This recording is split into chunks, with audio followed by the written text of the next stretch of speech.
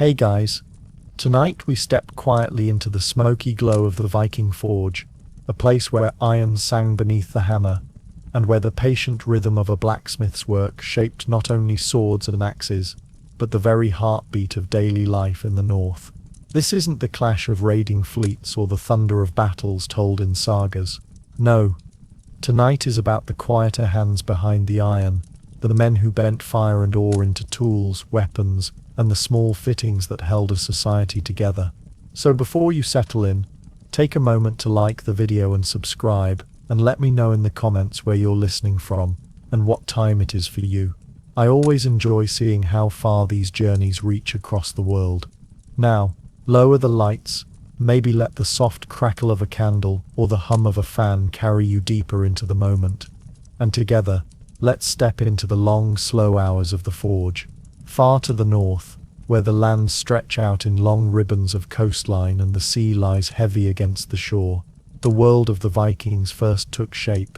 It was a landscape at once beautiful and severe, sculpted by ice ages and softened only by the stubborn growth of forests. Jagged cliffs plunged into the salt waters of deep fjords, their dark rock faces streaked with the remnants of ancient glaciers. Inland, dense stands of pine, spruce and birch crowded together, their needles and leaves shifting restlessly with the winds that moved across the land. It was here, among stone and water, forest and bog, that the blacksmith's quiet work was prepared long before his hammer ever struck iron. The climate of early medieval Scandinavia was harsher than many of its neighbors to the south. Winters stretched long, heavy with snow and darkness, while summers were brief but surprisingly fertile, offering bursts of green growth across meadows and valleys. This rhythm of scarcity and brief abundance shaped the way people lived. Farming was possible, but never easy. Livestock survived on limited pasture, crops were vulnerable to frost or to rain that lingered too long. Amid this fragile balance, the natural world yielded resources that could be transformed into tools for survival: wood for building and fire, stone for grinding and shaping, and most importantly, the raw deposits of iron hidden in its soil. Unlike the great veins of ore found in Central Europe, the Scandinavian lands were not rich in deep mineral seams. Instead, they held a more subtle form of wealth. Bog iron. This was not dug from mountains but gathered from the wetlands themselves. Iron particles carried by groundwater would slowly settle into peat bogs and lakes, forming lumpy rust-colored nodules. To the untrained eye, these masses looked unremarkable, like lumps of clay or rock, but for those who understood their potential, they were a steady and renewable source of metal. The very land seemed to regenerate iron year after year, as mineral-rich waters replenished the deposits. Travelers across the Scandinavian countryside in the early medieval period would have noticed these environments everywhere. Bogs dotted the lowlands between forests, often shrouded in mist, their still waters reflecting grey skies. Villagers would tread carefully at their edges, wary of treacherous ground that could swallow feet or carts, yet they knew these places were not lifeless. They offered fuel in the form of peat, pasture for animals in the summer, and beneath their surface the raw material for iron. From these landscapes came the ore that blacksmiths required to shape the implements of daily life. The villages themselves were scattered and modest, clusters of wooden houses with turf roofs, huddled together against wind and snow, their smoke curling upward into the crisp northern air. Surrounding fields, cleared from forest with slow and arduous work, provided barley, rye, and oats, while sheep and cattle grazed on open patches of land. The horizon was never far from forest or water, reminding those who lived there of both protection and constraint. It was a setting that demanded resilience, where tools could not fail and labor had to be efficient. In such a world, the presence of a skilled blacksmith was not a luxury, but a necessity. Yet the forge itself, the heart of the blacksmith's work, seemed out of place in this quiet, natural setting. A low structure, sometimes only a lean-to with walls of timber and clay, would house the hearth. From within, the glow of fire cut against the gloom of northern evenings. The sound of hammer on iron echoed faintly through the village, a reminder that the stubborn hardness of the earth could be reshaped by human hands. The forge transformed the raw landscape into tools of survival, bridging the distance between harsh environment and human endurance. The blacksmith's materials were drawn directly from this northern world. Wood from nearby forests became charcoal, carefully burned in pits to fuel the furnace. Stones were selected to construct hearths and anvils. Clay lined the bloomery furnaces that smelted ore into usable iron. Even water, rushing through streams or stored in buckets, became essential for quenching heated metal. Every resource was local, every step of the work connected to the land itself. Unlike societies with vast trade networks supplying exotic minerals, early Viking blacksmiths worked primarily with what their immediate environment provided. This connection between forge and landscape was intimate and enduring. The seasons marked the rhythm of this work. In the deep cold of winter, when fields lay frozen and farming tasks were few, men gathered bog iron from beneath the ice or stockpiled fuel for smelting. In summer, after planting and harvest, the blacksmith's forge might see more hours of labor, shaping and repairing tools needed for farming, fishing and shipbuilding. There was no moment when iron was not essential, and no season when the forge stood silent for long. This northern landscape, with its mixture of beauty and severity, created a society that relied heavily on the endurance of its people and the tools they used to survive. Every rivet on a ship's hull, every plough that cut into thin soil, every axe that split wood for winter fuel, all were made possible because the environment provided not only the challenge of survival, but also the means to meet it. Out of forests, bogs and stone, the blacksmith drew his materials, and from them he shaped the lifelines of his community. And so, before the story of the Viking blacksmith can be understood, one must first understand the land that both sustained and constrained him. It was a land where ore formed slowly in quiet wetlands, where forests whispered with winds that carried the smell of smoke, and where villages leaned on the skill of one who could coax strength out of stubborn metal. This world of fjords and forests, stone and bogs, was not merely a backdrop, but the foundation upon which the forge itself stood. It was in this environment that iron became more than a material. It became the very measure of survival. The landscape provided it, the smith shaped it, and the community relied upon it. Without the slow gift of the bog, and the patient craft of the forge, the harsh northern world would have been even more unforgiving. And so, from the land itself, the story of the Viking blacksmith begins, unfolding quietly in firelight. From the quiet surface of bogs and the slow accumulation of ore within them, came a substance that was far more than just another material. Iron, when coaxed into shape by steady hands, became one of the defining elements of Viking society. It was not as gleaming as silver, nor as precious as gold, yet it possessed a kind of silent authority. Where softer metals bent and wore away, iron held firm. In a land where survival demanded resilience, it is unsurprising that this metal came to weave itself into nearly every aspect of daily existence. The earliest evidence of iron use in Scandinavia dates back centuries before the Viking Age, but by the 8th and 9th centuries, its role had deepened into something foundational. The people of the north could not thrive without it. Consider the demands of farming. The soils of Scandinavia were often thin and rocky, unyielding to the wooden tools that might have sufficed in gentler landscapes. Wooden ploughs scraped at the earth but could not break it effectively. Only when fitted with iron shares could they bite deeper, loosening soil for planting. Sickles for harvesting, hoes for tilling, and axes for clearing woodland all relied on iron edges that could withstand repeated blows and resist dulling. In this way, iron underpinned agriculture, transforming land into sustenance. Beyond the fields, iron carried equal weight in the work of shaping the very shelters people lived in. Timber buildings, whether small farmhouses or halls for wealthier families, required endless cutting, splitting and joining of wood. Iron axes turned forest trees into beams and planks.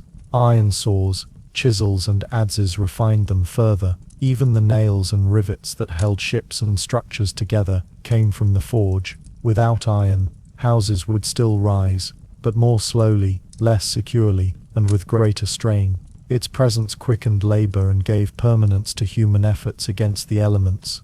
The sea, ever present in Viking life, demanded an even greater share of iron. The long ships that carried explorers, raiders, and traders across northern waters were feats of craftsmanship requiring careful assembly. While their graceful hulls were primarily wooden, it was iron nails and rivets that bound the overlapping planks, ensuring seaworthiness against the relentless push of waves. The smallest fittings, hinges, bolts, clamps, played quiet but crucial roles. A single weak point could invite disaster at sea, and thus the strength of iron was as important as the shaping of the wood itself. The reputation of the Vikings as masters of the sea owed something not just to their shipwrights, but also to the smiths who supplied them. Fishing, too, was aided by the forge. Hooks and knives made from iron increased yields, while sturdy nails reinforced boats used for coastal waters. In a society where the sea gave both food and wealth, iron quietly extended its influence. Even those who never crossed distant horizons relied on it daily, as much for catching herring as for crossing the North Sea. Yet it was in warfare that iron assumed its most visible and fearsome roles. Spears, swords, and axes, all strengthened with iron, gave Viking warriors the means to defend their homes and to strike beyond them. The prestige of a finely crafted sword was immense, and such weapons were treasured possessions, passed down across generations. Helmets and mail, though rarer and more costly, also depended on iron. To those who faced Viking raiders, it may have seemed as though the northern peoples were defined by their weapons, but in truth, these were only the sharpest points of a much broader iron-based existence.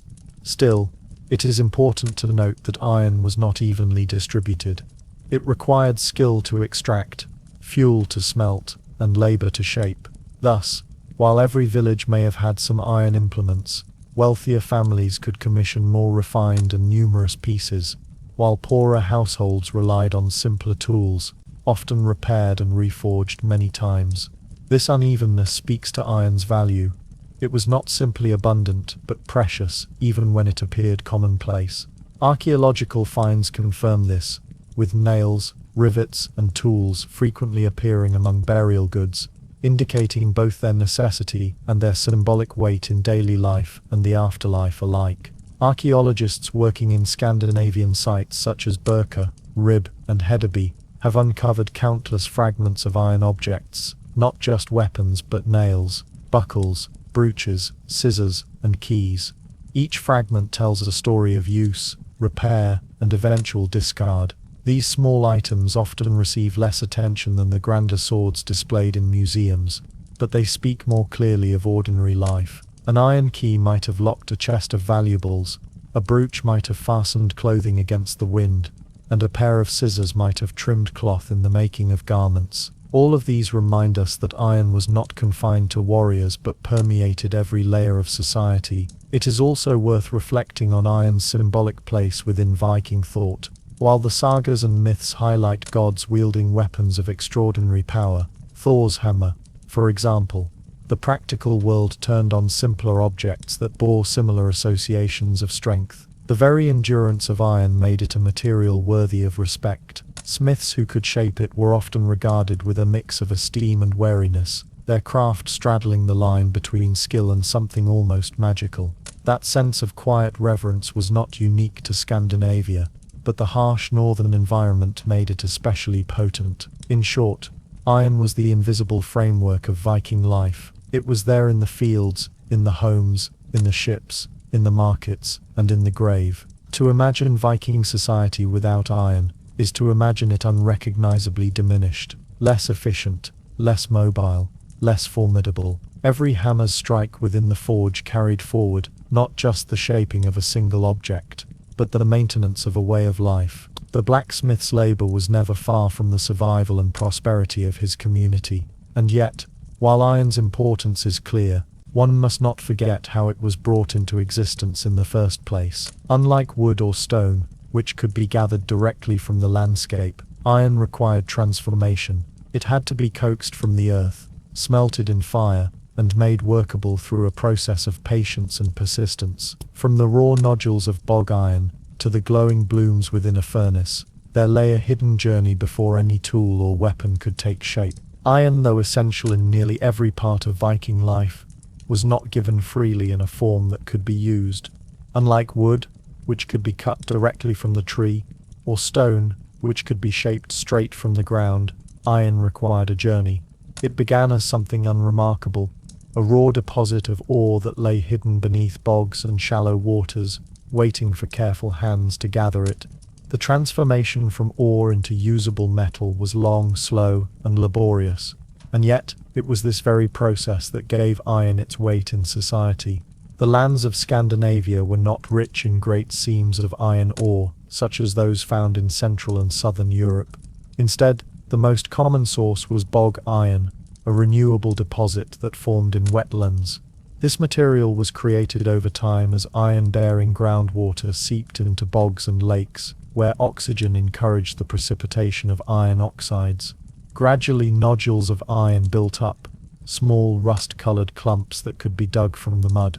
To a casual passerby, these lumps might have appeared as little more than waste of the earth, but to those who knew how to recognize them, they were a quiet promise of metal. Villagers and smiths collected bog iron in rhythm with the seasons. Summer, when waters were lower and the ground more accessible, offered the best opportunities. People dug into the edges of bogs with simple tools, prying up the heavy, reddish clumps and stacking them to dry. Sometimes deposits were found beneath shallow lakes, and men waded in, scooping the material up from beneath their feet. The labor was dirty and slow, but it was essential. Each handful of bog iron carried within it the potential to become a blade, a nail, or a tool, provided it could be smelted and shaped. The ore was not immediately useful. Once gathered, it required preparation. Drying in the sun or near hearths helped drive out moisture, while breaking the nodules into smaller pieces ensured that smelting would proceed more evenly.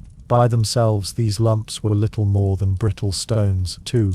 Their real transformation would only come in the controlled environment of a furnace. The furnaces used by Viking smiths were bloomery furnaces, small and modest in construction compared to later technologies, but perfectly suited to their needs. They were usually made of clay, sometimes strengthened with stone, built as shafts rising a meter or more from the ground. Within, charcoal would be burned, and air forced in through a tuya pipe with the help of hand or foot-operated bellows. The aim was not to melt the ore completely. Bloomery furnaces never reached the temperatures needed to liquefy iron fully, but to smelt it into a spongy, workable mass known as a bloom. The process was painstaking. First, charcoal was prepared, itself a laborious task requiring the slow burning of wood in low oxygen conditions to produce fuel of sufficient heat and purity. Then the furnace was stacked with alternating layers of charcoal and ore, and the fire was lit. For hours, sometimes an entire day, bellows pumped steadily,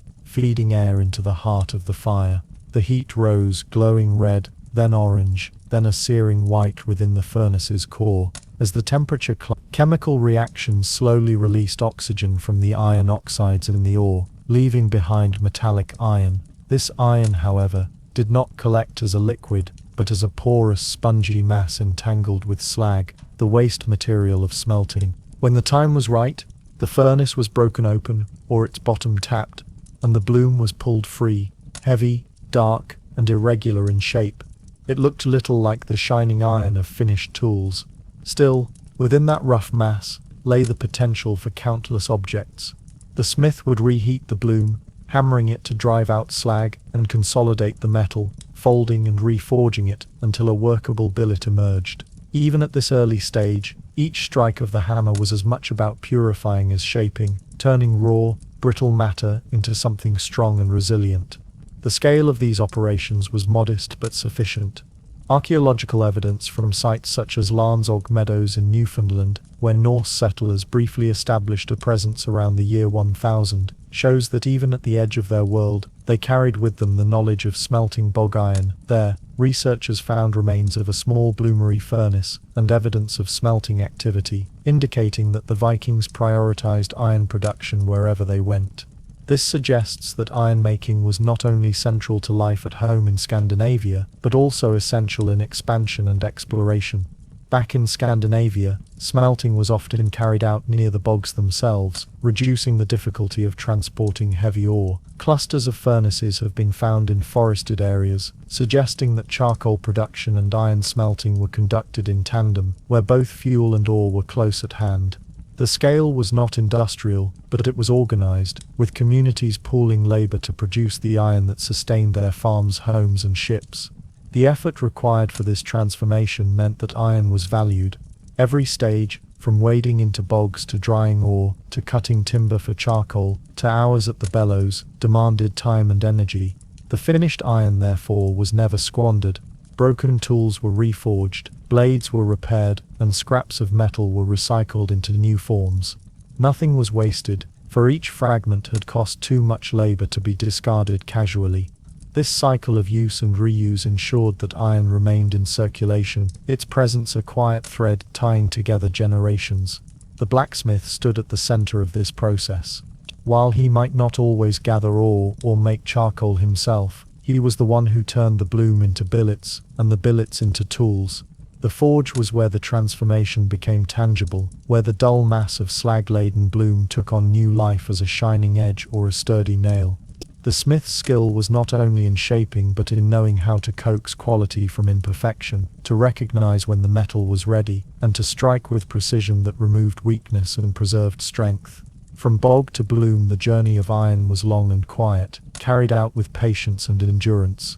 This slow transformation mirrored the rhythms of the land itself, where forests regrew after cutting, where crops returned each spring, and where bogs slowly replenished their hidden ore.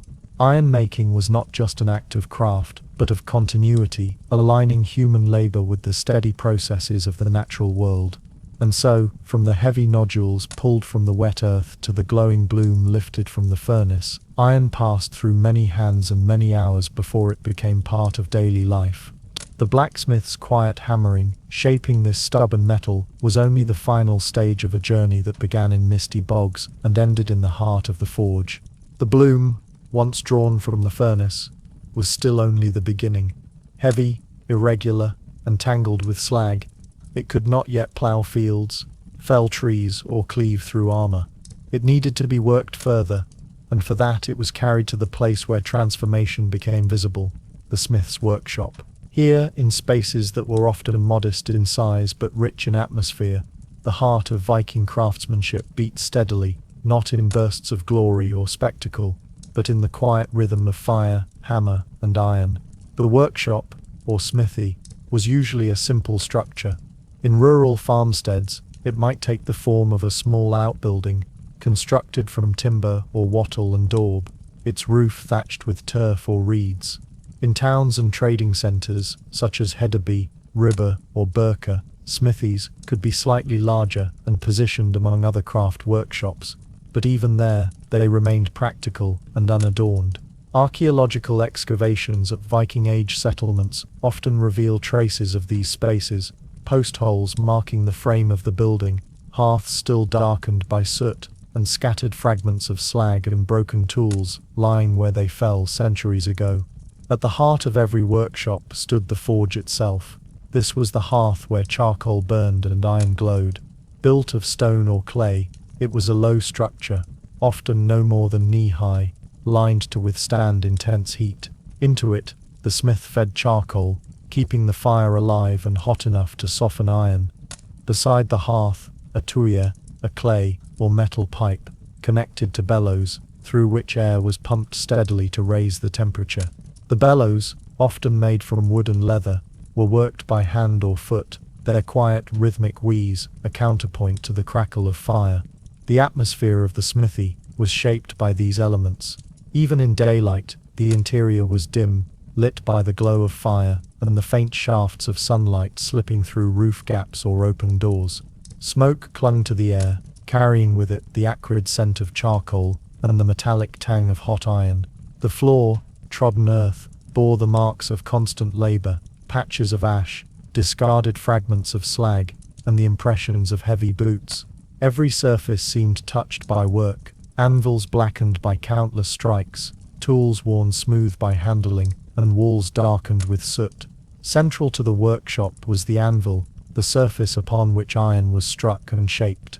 Viking Age anvils were smaller than the massive blocks familiar from later centuries. Often they were little more than a sturdy block of iron or steel set into a wooden base or stone support. Yet, despite their modest size, they carried immense importance. Each hammer strike upon the anvil rang out as a sharp, metallic note, a sound that traveled through villages and towns, marking the presence of the smith at his labor. In the quiet of the northern landscape, this ringing became one of the most distinctive sounds of daily life. Surrounding the forge and anvil was an array of tools, each designed for specific tasks. Hammers of varying sizes and shapes were the most obvious, their weight and face suited to flattening, drawing out, or bending metal. Tongs of different lengths and grips allowed the smith to hold hot iron securely, shifting it on the anvil, or turning it within the flames. Chisels, punches and hardy tools added further precision, enabling the cutting of rivet holes or the shaping of finer details. Files and whetstones smoothed and sharpened edges. Archaeological finds of Viking smithing tools, such as those uncovered at Ribba, confirm this range. Practical, simple, but highly effective. The organization of the workshop reflected both necessity and experience. Charcoal was kept dry and within reach, while billets of iron waited near the hearth. Tools were stored where the smith's hand could find them instinctively. A bucket of water stood close by, ready for quenching hot metal or extinguishing stray sparks. Larger workshops might also include benches for woodworking or repairs, for the smith often collaborated with carpenters, wheelwrights and shipbuilders. In rural settings, the smith's space was smaller, but it was still ordered according to the demands of the craft. Life in the workshop was not solitary, even if the image of the lone blacksmith persists. Apprentices or assistants were often present, working the bellows, fetching materials, or learning by observation. In larger towns, smiths worked near one another, creating small districts of craft where the air was filled with overlapping sounds of hammering and fire. The labor was steady, not hurried, for iron could not be rushed. Each heating, each strike, required patience, a slow negotiation between human will and stubborn metal. The sounds of the workshop were layered and distinctive. The steady breath of the bellows, the hiss of quenching, the irregular crack of charcoal, and above all the clear ring of hammer on anvil. To those outside, these sounds were as much a sign of security as the sight of smoke from a cooking fire. They meant that tools were being repaired, nails forged or weapons readied, that the material fabric of life was being maintained. The blacksmith's workshop was also a place where the boundaries between practicality and symbolism blurred. The forge, with its glowing fire and transformative heat, carried a sense of mystery. In Norse mythology, smiths and their forges often appeared as figures of power, shaping not only tools but fates. While the everyday Viking smith was a working craftsman rather than a mythical figure, his workshop carried echoes of these associations. To stand before the fire, turning raw iron into something sharp and useful, was to partake in an ancient dialogue between fire, earth and human skill. Evidence from graves suggests that smithing tools were sometimes buried with their owners, underlining their significance. The workshop, then, was not simply a workplace, but an extension of identity, a physical manifestation of a role deeply embedded within the community. Every tool, every surface bore witness to the countless hours spent coaxing iron into shape. In towns like Hedeby, where trade flourished, workshops may have been more specialized, with smiths focusing on particular goods such as nails for shipyards or weapons for trade. In rural areas, however, the smith's role was broader, requiring the production of whatever the community needed most. This versatility shaped the workshop itself. It was not only a space of fire and iron, but of adaptation and resilience. Thus, the Viking smithy was a microcosm of the society it served. Simple in structure, but essential in function, it was a place where the raw bounty of the landscape, ore from bogs, charcoal from forests, stone from fields, was transformed into the durable framework of daily life. Its atmosphere was thick with smoke and sound, but beneath the noise and labor lay a quiet rhythm, as steady as the beating of a heart. And as the blacksmith shaped billets into forms, the workshop revealed its broader role. It was the setting where the iron of the land became the iron of the people, where the silent promise of the bog and furnace was fulfilled in tools and objects. The community could not thrive without this place, for it was here that necessity took form beneath hammer and fire. The hammer's echo carried beyond the walls of the smithy, drifting into the wider village, where it mingled with the lowing of cattle, the chopping of wood, and the murmur of voices in longhouses. The blacksmith's labour, though enclosed in fire and soot, was never isolated from the life of the settlement. Instead, it connected him to every household and every field, for the tools and objects he produced shaped the daily rhythms of his community. In this sense, the blacksmith did not simply stand at his forge, he stood at the very centre of village life. The villages of Viking Age Scandinavia were modest in scale, a cluster of longhouses, barns and outbuildings gathered around open yards, linked by beaten earth paths, with fields and pastures stretching outward toward the woods or the shore. In such spaces, the blacksmith's role was felt constantly. Farmers depended on his iron for their ploughshares and sickles, ensuring that soil could be turned and harvests brought in. Woodworkers relied on axes and adzes he maintained, allowing them to fell timber for homes and ships. Fishermen needed hooks and knives. Warriors carried spears, swords, and riveted helmets that bore the marks of his hammer. Even in the weaving hall, women worked with shears and needles forged in the smithy.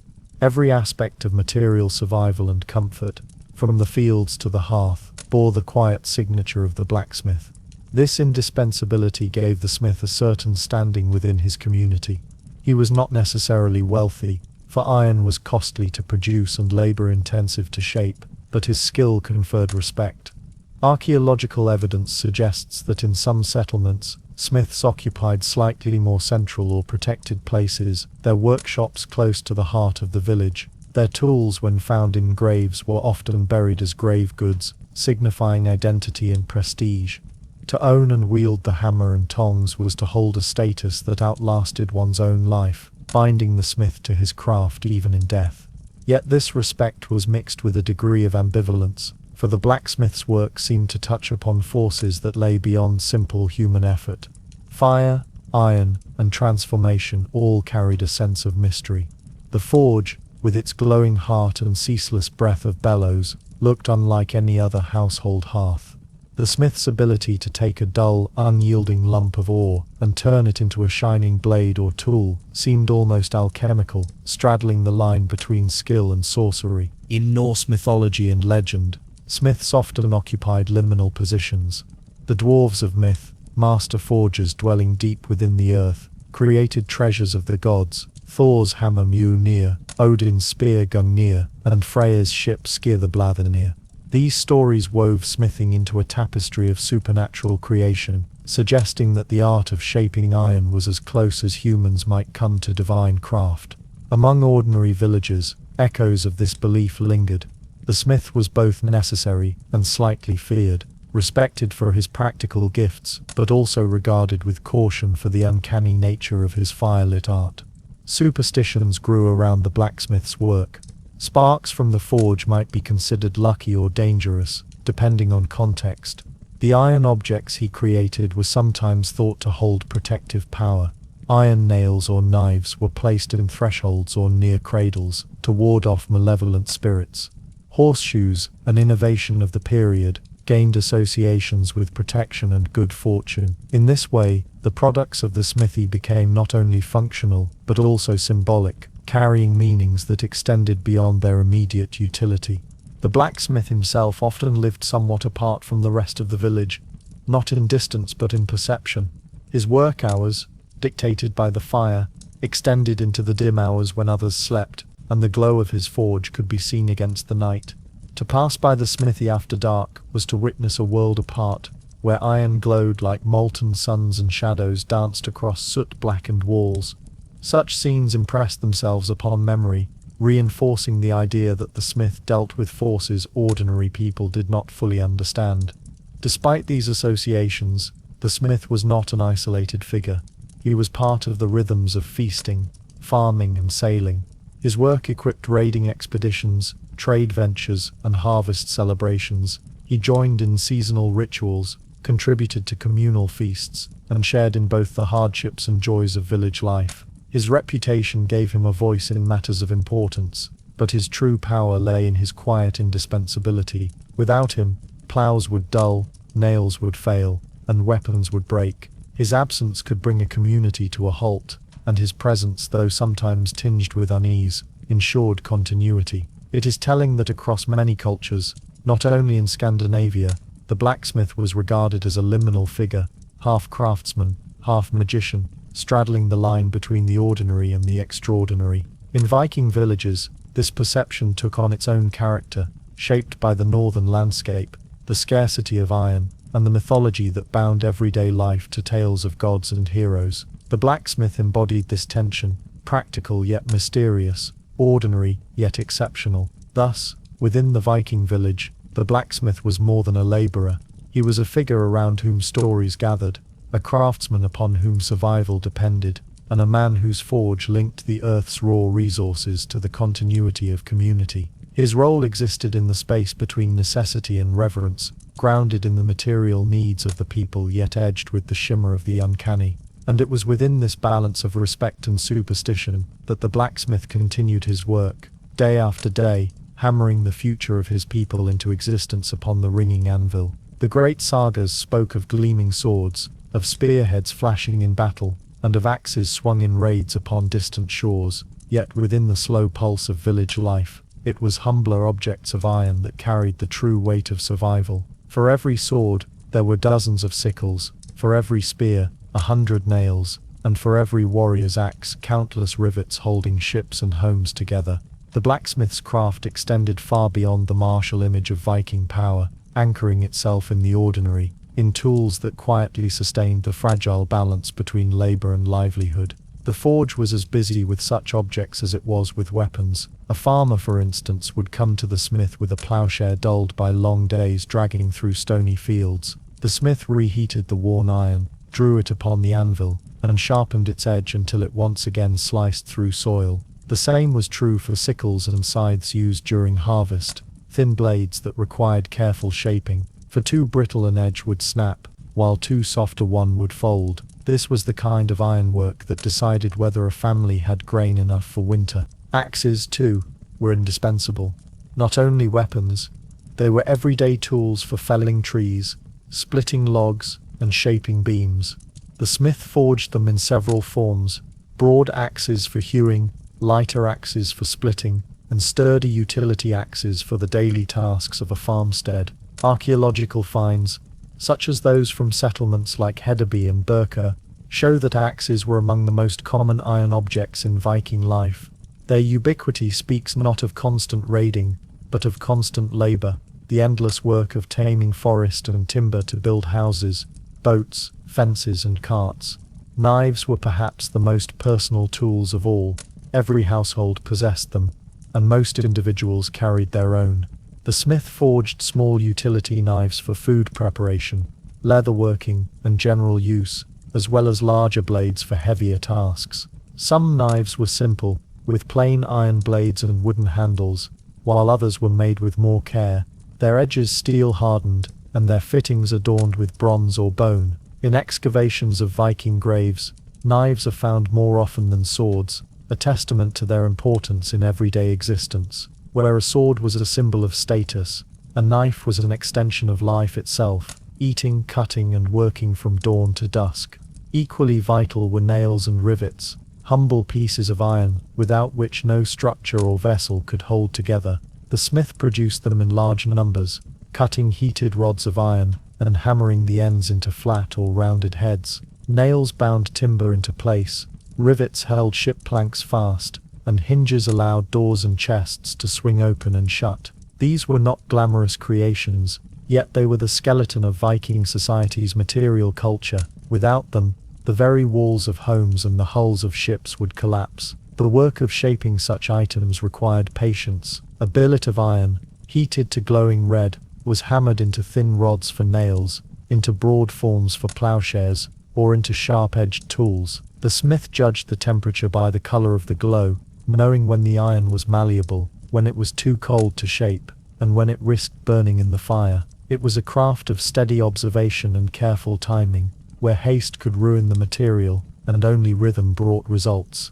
The blacksmith's relationship with the community was often marked by the regularity of these objects. Families returned with tools to be mended or replaced. Farmers brought plows at the end of the season. Carpenters sought fresh nails for new projects. The forge became a hub of continuity, ensuring that the cycle of work, sowing, harvesting, building, repairing, could proceed unbroken. Unlike weapons, which might be stored for months until battle called, these tools never rested. They were in constant use, and so the smith's anvil never truly grew cold. It is in this ordinariness that the blacksmith's influence reached its quiet peak. His hands shaped the very fabric of life, unseen yet everywhere. An axe cutting timber for a roof, a knife slicing bread at the hearth, a nail fastening a ship's keel, all bore the trace of his labor. These objects seldom entered the sagas, yet they formed the daily epic of survival. Superstition also clung to these common items. Iron knives were placed in cradles or above doorways as protective charms.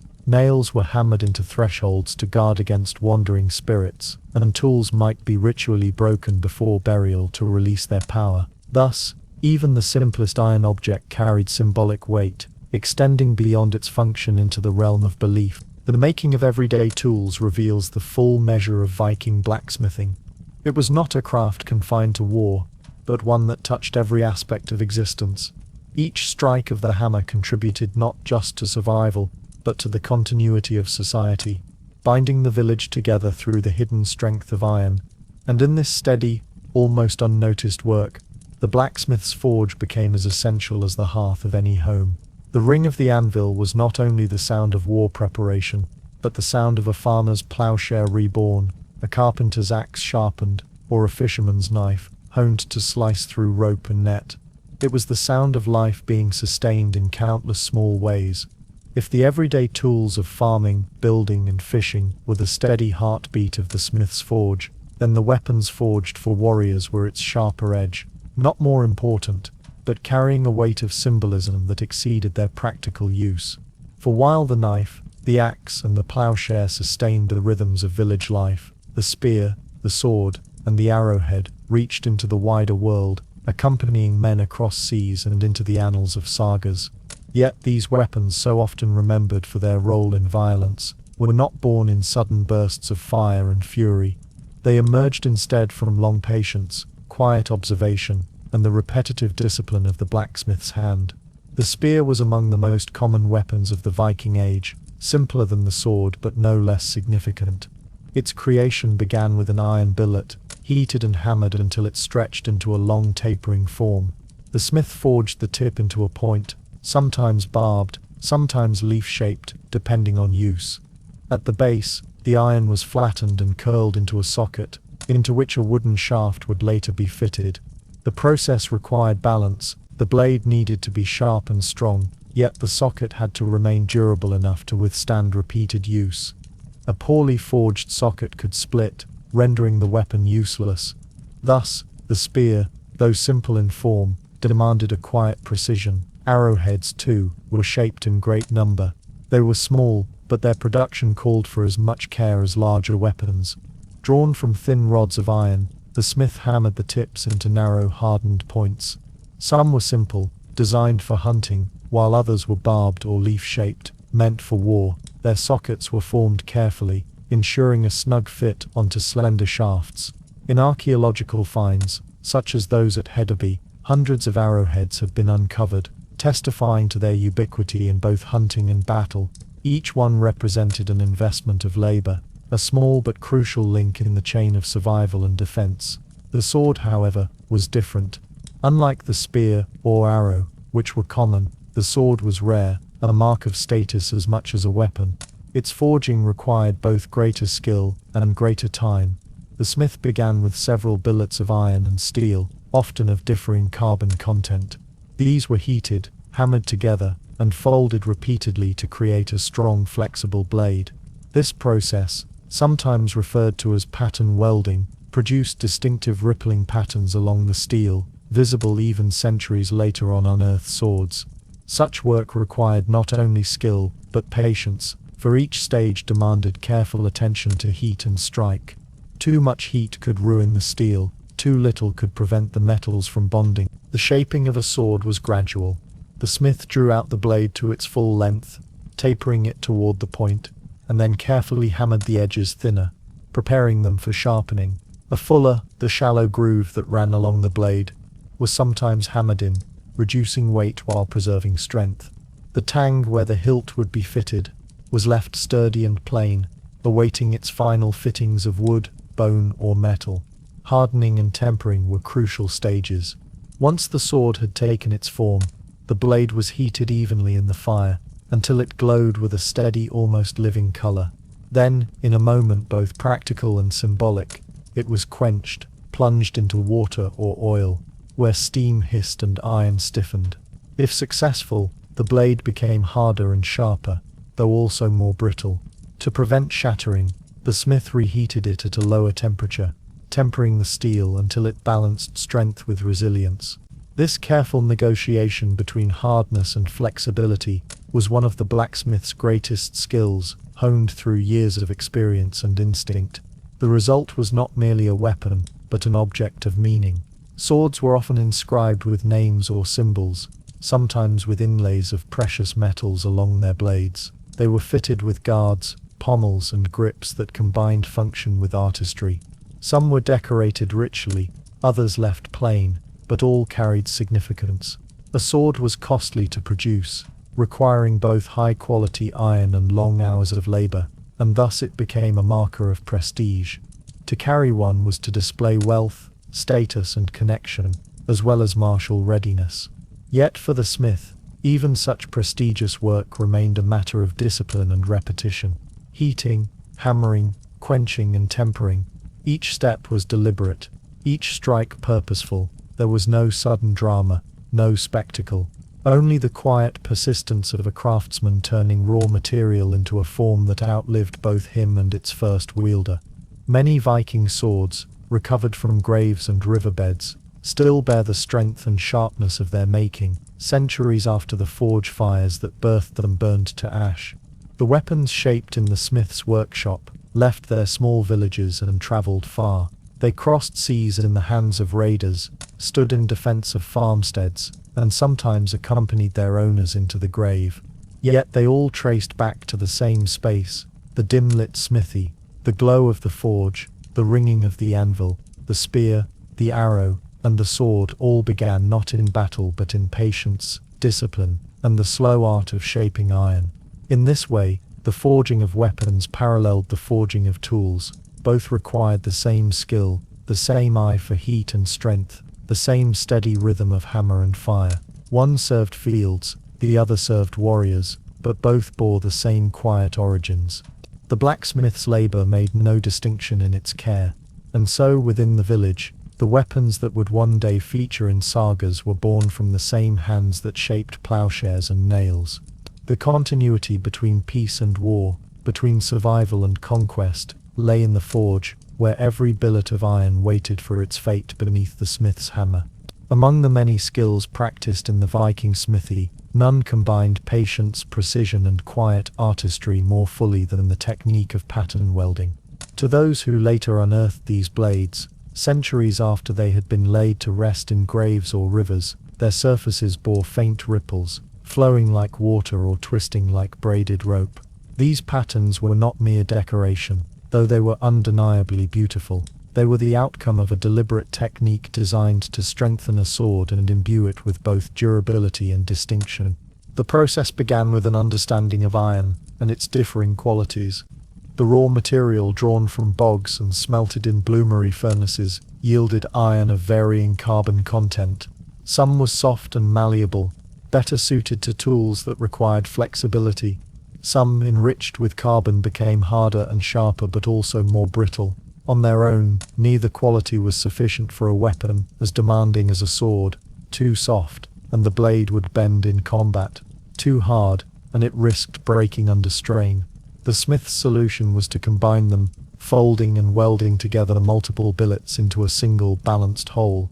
In practice, this meant heating strips of iron and steel until they glowed white hot, then laying them side by side. sometimes twisting them together like strands of rope. On the anvil, under the steady rhythm of the hammer, the pieces fused, the seams disappearing as the metals became one. This welding required precision. The temperature had to be just right, high enough for the surfaces to bond, but not so high that the metal burned or crumbled.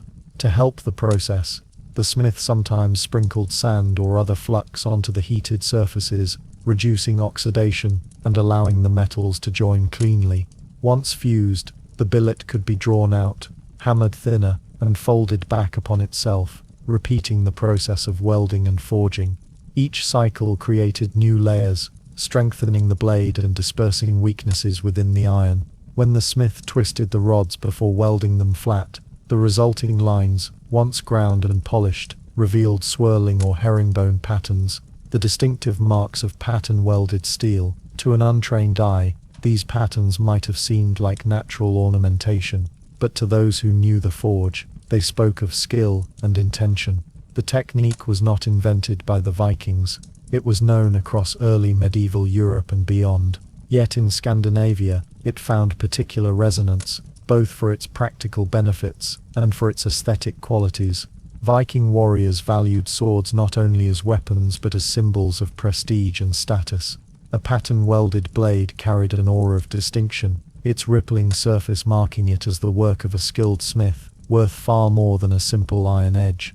Archaeological finds confirm this prestige. Swords with pattern-welded cores have been recovered from richly furnished graves, often belonging to chieftains or individuals of high standing. The smith's workshop, already a place of dim light and glowing fire, became even more atmospheric during such work. The repeated heating, twisting, hammering and folding stretched across long hours, sometimes days.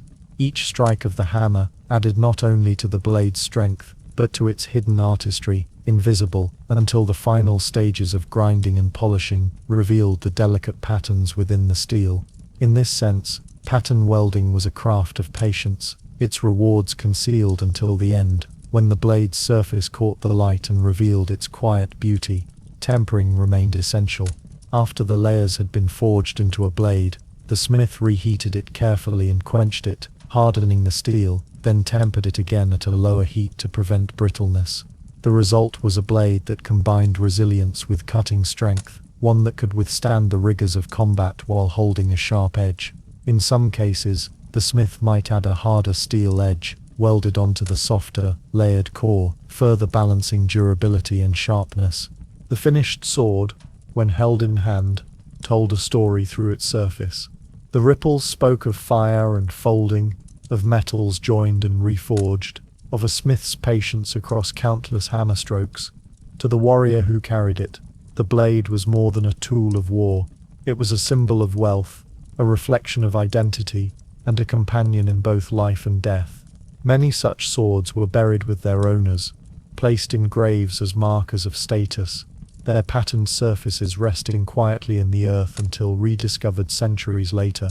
Even in those rediscoveries, the quiet artistry of pattern welding speaks across time. Modern metallurgical studies, examining these blades, confirm the complexity of their construction, the layers, the twists, the careful balance of hard and soft steel. What the blacksmiths knew by instinct and tradition, science now reveals in detail that these weapons were the product not of chance but of deliberate, thoughtful craft. And so, in the slow unfolding of the Viking smith's work, pattern welding stands as a testament to his ability to combine necessity with beauty, practicality with symbolism.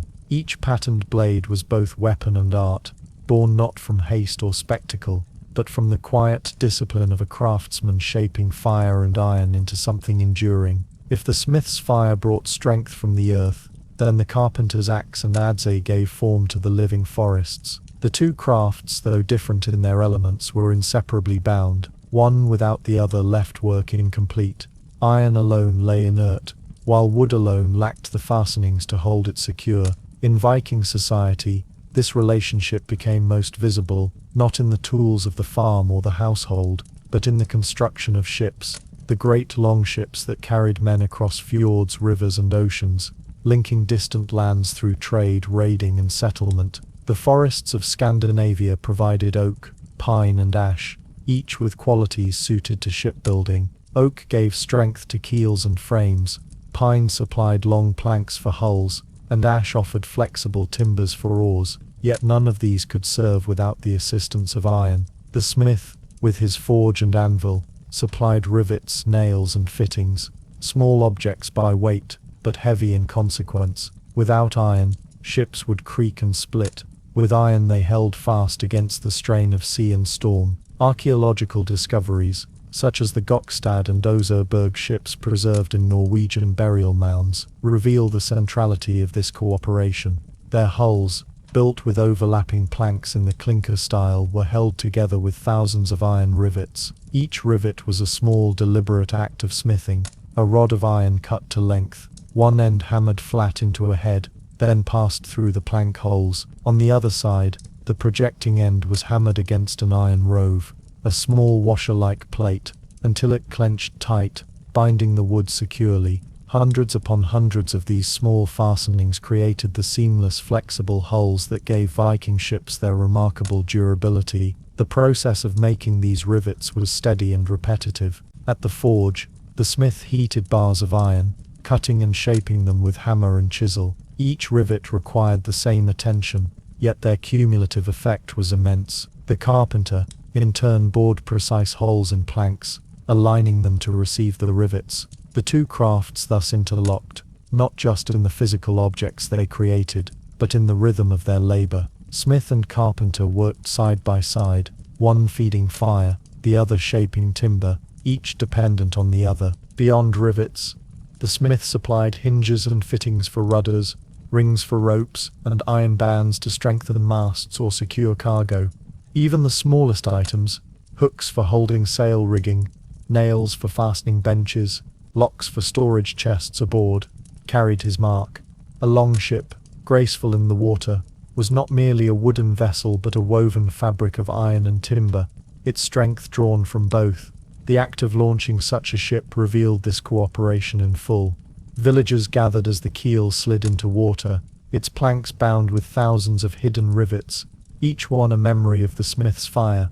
Oars of ash and pine, fitted with iron collars, dipped into the sea, carrying the crew outward. The mast, braced by iron fittings, held a sail woven of wool, dyed with stripes that caught the wind. Every movement of wood was secured, steadied, or enhanced by iron, the quiet strength forged in the dim light of the smithy. The blacksmith's role in this process was less visible than that of the shipbuilder, who raised the great skeletons of vessels in plain sight. Yet without him, the ship remained incomplete, its pieces separate rather than joined. His contribution was quiet but essential, a truth reflected in the immense number of rivets found wherever Viking ships have been excavated. The Oserberg ship, for instance, preserved over 1,000 rivets, each one individually hammered into place centuries ago, each one testifying to the collaboration of wood and iron. This cooperation extended beyond ships. Carpenters and blacksmiths worked together in house building, carts, sledges and chests, hinges, locks, handles, and bands all bore iron's reinforcement. Yet in ships, their partnership reached its most enduring expression, for the longship was not only a vessel, but the symbol of the Viking Age itself. It carried warriors to distant shores, traders to foreign markets, and settlers to new lands. Each journey began in the village, at the forge and the carpenter's bench, where iron and wood came together under steady, practiced hands. Even in mythology, ships held a central place. Skithblethnir, the ship of the god Freyr, was said to fold small enough to fit in a pouch, yet expand to carry all the gods. Such tales echoed the reverence for shipbuilding, though the real vessels rested on practical craft. Behind their grace and power lay countless hours of hammering rivets, filing hinges, and shaping fittings. The smith, though seldom mentioned in saga verses, ensured that these legendary vessels could exist in the first place. In this way, the blacksmith's work reached beyond the hearth of the forge and into the wide seas. His rivets lay beneath waves, holding fast as ships crossed from Norway to Ireland, from Denmark to England, from Sweden to the rivers of Russia. His fittings endured storms, battles and voyages of settlement. And though his hand was invisible to those who sailed, It remained present in every creak of timber, every swing of an oar, every gust that filled the sail. Thus, the story of Viking iron cannot be told without wood, nor the story of ships without the smith. Together these crafts wove the fabric of mobility and expansion, binding local skill to global movement. Iron and wood, joined in quiet cooperation, carried the Norse outward into history. In the long centuries of the Viking Age, iron never rested. Once shaped and hardened, it did not remain fixed forever. The rhythm of daily life, with its endless demands, wore edges down and bent shapes out of line. The blacksmith, far from a figure who only created new objects, lived in the ongoing work of care, sharpening, repairing, reforging, and repurposing iron. In this quiet cycle, the forge became not merely a place of invention, but of preservation, sustaining the community through seasons of use. Knives dulled after cutting through hide and wood, their edges slowly losing the keenness first given by the smith's hammer. Axes, whether felling trees or splitting timber, grew nicked and chipped, their blades needing to be filed back into sharpness. Plowshares, drawn endlessly through the soil, became blunted and warped against stones, requiring not only sharpening, but sometimes the reforging of new cutting edges. Nails and rivets, once tight, could loosen with age and strain, demanding replacement or reinforcement. The blacksmith was called to each of these tasks, not in sudden moments of crisis, but in the slow accumulation of wear. Weapons, too, bore the marks of constant need. A spearhead might bend after striking armor, its tip driven off-center. A sword might lose its edge after only a few combats. Arrowheads, though more easily replaced, still required a steady supply, reshaped from bars of iron or reforged from damaged points. The smith became the quiet companion of the warrior, less visible than the bard who sang of victory, but more essential to the simple fact that a blade could cut again after battle. A sword was not discarded lightly, for the iron within it represented long hours of labor and rare material. Instead, it was taken back to the forge, where the blacksmith ground, filed, and reheated it, restoring its strength for another season of use. The forge thus echoed with a quieter rhythm than that of initial creation. Instead of shaping new bars of glowing iron, the smith often worked with old, tired pieces. The fire was used to soften and reforge cracked blades, to hammer warped shapes back into line, to weld patches of new metal onto old surfaces. This economy of effort was not only practical but necessary. Iron, though more available in Scandinavia than bronze before it, remained costly to produce. Every ingot smelted from bog ore represented hours of collecting, smelting, and hammering. Waste was unthinkable. Repairing was not simply frugality, it was survival. Archaeological finds confirm this pattern of continual maintenance. Viking Age tools and weapons often show multiple layers of work. Edges reground, cracks welded, tips reforged. Swords especially reveal signs of long use, their blades narrowed by repeated sharpening, sometimes reforged with new edges or re-hilted as the tang wore down. Even plowshares excavated from farms bear evidence of reforging, their cutting edges renewed again and again until little remained of the original piece. The smith's work was therefore less about moments of creation and more about the continuity of function, the slow work of keeping objects alive across generations. The tasks of maintenance also tied the blacksmith deeply into seasonal rhythms. In winter, when farming slowed, many tools were brought to the forge for repair, readying them for the following spring. Blades were sharpened, plowshares reforged, and axes re-edged, ensuring that when snow melted and fields softened, the work could resume without delay. In summer, when warriors prepared for expeditions, the smith sharpened swords, reshaped spearheads, and hammered out fresh arrowheads. He stood at the turning points of these cycles, quietly ensuring continuity, the unseen hand behind the seasons of agriculture and war. This ongoing relationship with iron also shaped how people perceived the value of objects. A plowshare or axe was not just a tool but a companion through years of labor, sustained by the smith's care. A sword was not simply a weapon forged once, but an heirloom maintained, reshaped, and reforged across generations. Families passed such items down, their iron cores bearing layers of work from multiple smiths over decades. Each repair, though modest, extended the life of an object until it became more than its original form, a palimpsest of labor and memory. For the smith, these tasks reinforced his role as a quiet constant in the community. He did not only provide the dramatic, gleaming products of fire and hammer, but also returned life to objects dulled and broken. People brought him their worn tools, their damaged weapons, their bent fittings, trusting him to restore them. He sat at the hinge of continuity, making sure that the essential objects of daily life did not fail entirely.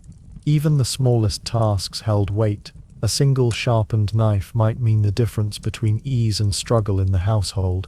A reforged axe could determine how quickly timber was gathered for firewood. A repaired plowshare could decide whether a family's fields were tilled in time for planting. These unremarkable acts of maintenance, repeated endlessly, sustained the invisible framework of Viking life.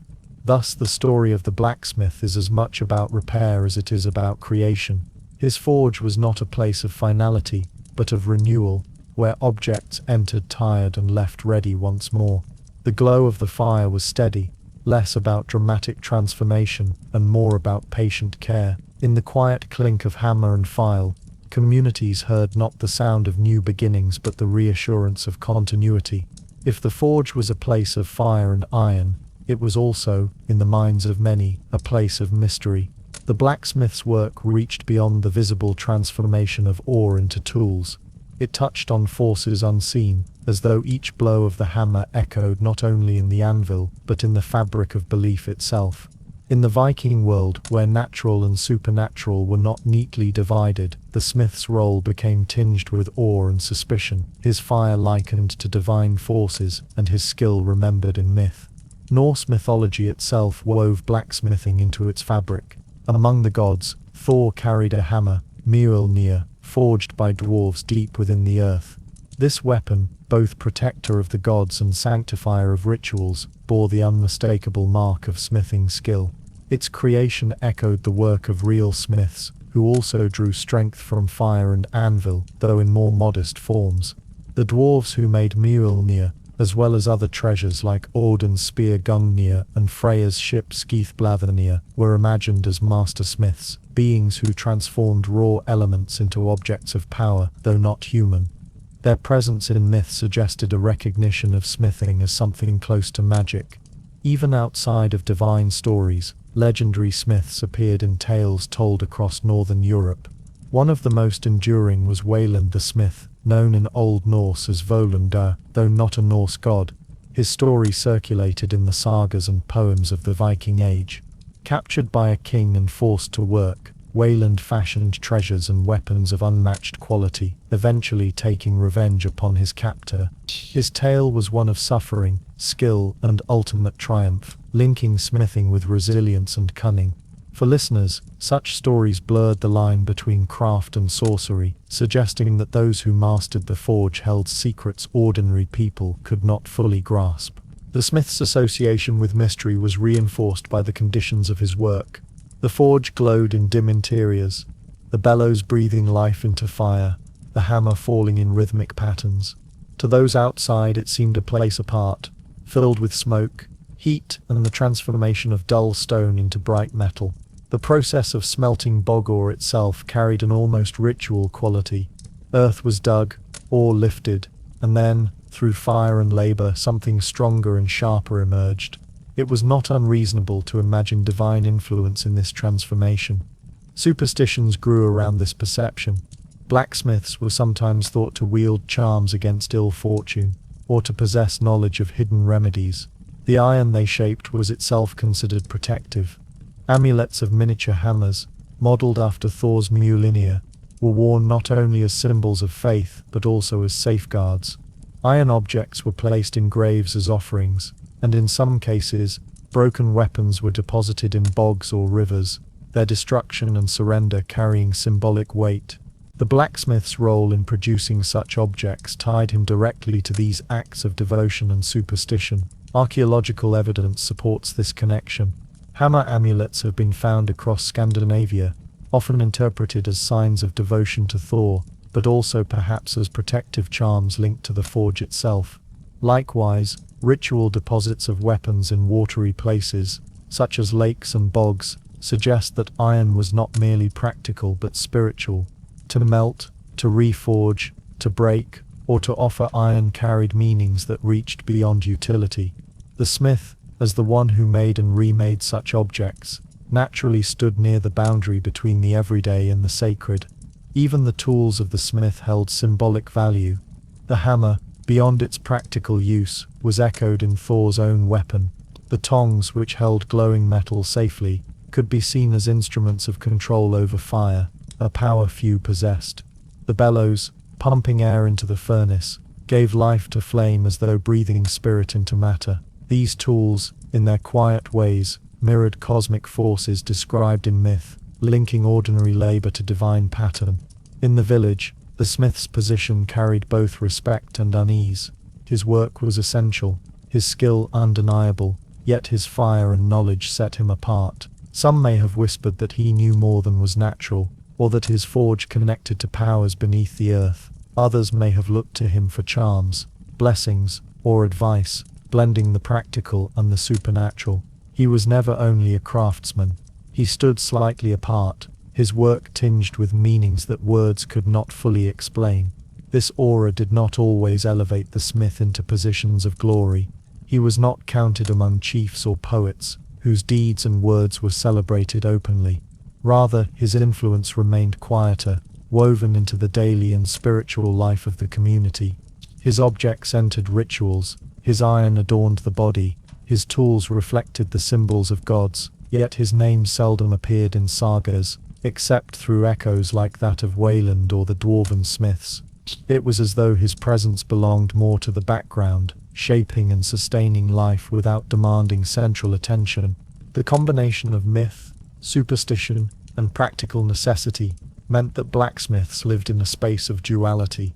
They were both ordinary laborers and figures of symbolic weight. Their fire was both natural and mystical, their iron both practical and sacred. The quiet rhythm of their work resonated not only in the fields and ships, but also in the imaginations of those who believed in gods, spirits, and hidden powers. Thus, the blacksmith's forge stood at the intersection of labor and belief, where iron rang not only as a tool of survival, but as a symbol of protection, divinity, and myth. Each blow of the hammer echoed with both sound and meaning, linking the village hearth to the great stories of gods and heroes. The forge was not a place that could be mistaken for any other. To step across its threshold was to enter a world set apart, a chamber where air itself seemed altered by fire and iron. Those who lived near smithies in Viking villages would have known its presence not only by sight but by sound and smell, long before they came near enough to see the glow of coals or the steady rhythm of the smith's labor. The first impression was always sound. From morning until dusk, the hammer fell against the anvil in rhythms that could not be mistaken. Each strike rang with a resonance that carried across farmsteads, echoing off wooden walls, drifting into fields where farmers bent over their plows. The rhythm was rarely hurried. It was steady, deliberate, like the beating of some great heart that pulsed for the entire community. One could tell from the tone of the hammer whether the work was light or heavy, the sharper ring of fine detail, the deeper clang of heavy shaping, the duller thuds when red-hot iron was being folded back upon itself. To live near a smith was to live within this soundscape, the iron voice of the forge, a constant companion to village life. The bellows added their own rhythm. Leather stretched and compressed, wood creaked, and air rushed into fire in heavy breaths. Each pulse made the coals glow brighter, sparks leaping upward in brief constellations. The sound of the bellows was less sharp than the hammer, but equally present, a low exhalation, the forge itself seeming to breathe, each inhalation feeding flame, each exhalation carrying smoke upward into the rafters. Together, hammer and bellows created a kind of duet, one a sharp voice, the other a deep breath, both repeating endlessly through the long hours of labor. There was also the hiss of water when iron, still glowing, was plunged into a trough to cool. The sudden steam rose in ghostly clouds, carrying with it the smell of heated metal quenched in liquid. This hiss came irregularly, marking the end of one stage of work and the beginning of another. Sometimes the sound was brief, a quick dip to temper or clean. Other times it lingered, the iron held deep until its glow faded to black. Yet it was not only sound that defined the forge, the air itself carried unmistakable smells. The scent of charcoal was ever present, dry and woody, with the faint sharpness of smoke clinging to clothes and hair. Mixed with it was the more metallic tang of heated iron, a smell both earthy and acrid, lingering in the nostrils long after one left the forge. When ore was smelted in bloomery furnaces, the odor deepened further, heavy with earth, clay, and the faint sulphurous notes of impurities burned away. To villagers, these smells were inseparable from the identity of the smithy. Passing by, one could tell without looking where the fire was burning, its invisible presence marked by its scent. The forge was not a clean place. Dust of ash coated beams and rafters, while soot gathered in corners, carried upward by smoke that never entirely escaped. In winter, when doors were kept closed to retain warmth, the air thickened, dense with smoke, and the smell of labor. The blacksmith himself carried the forge upon him. His hair held the odor of smoke, his skin bore the faint roughness of ash, and his clothes were marked by sparks and soot. He was never wholly separate from his place of work, as though the forge traveled with him wherever he went. Visually too, the forge shaped experience. In dim interiors, the fire provided the primary light, its glow shifting across walls and faces. Sparks leapt upward with each strike of the hammer, brief constellations that faded as quickly as they appeared. The iron itself glowed in colors that signaled its state, dull red for shaping, bright orange for folding, near white for welding. The smith knew these colors as intimately as a farmer knew the soil, each shade telling him what could and could not be done. To outsiders, these shifting lights added to the forge's mystery, fire and metal glowing together in patterns that seemed almost alive. The smell of leather also lingered, drawn from bellows, aprons and gloves. These mingled with the sharper scents of resin and tar, sometimes used to treat handles or seal fittings. Animal fats might be burned as lubricants, their odor rising briefly above the smoke of charcoal. Altogether, these smells layered into an atmosphere that was not unpleasant but heavy, rich, and unmistakable. This sensory world reinforced the smith's position in the village as both ordinary and extraordinary. Everyone heard his hammer and smelled his smoke.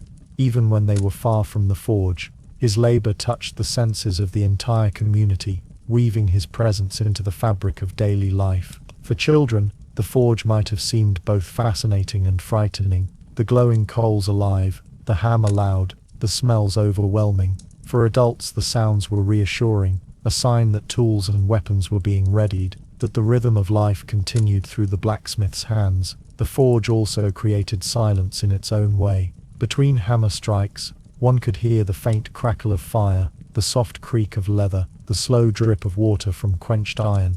These small sounds filled the space, reminding those present that even in moments of stillness, the forge remained alive. It was never entirely quiet. Even when the fire burned low, coals shifted, wood crackled, and air sighed through embers. The sensory experience of the forge left its mark on memory. Villagers carried the sound of hammers into their sleep, the smell of smoke into their clothes, the glow of fire into their imagination. When they thought of iron, a knife, a plough, a sword, they also thought of these impressions, for the object could not be separated from the place of its making. In this way, the forge lived not only in physical space, but in the shared awareness of the community, a place that could be recalled even without sight. The blacksmith himself moved through this world so constantly that it became part of his body. His ears rang faintly with hammer strikes, his skin carried the warmth of fire, his nose grew accustomed to the ever-present smoke. For him these sensations were not extraordinary, but normal,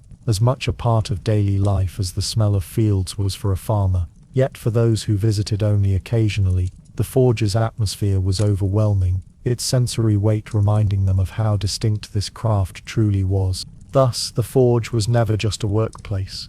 It was an environment, a sensory landscape in itself, filled with rhythms, scents, and lights that shaped how people understood both iron and the man who worked it.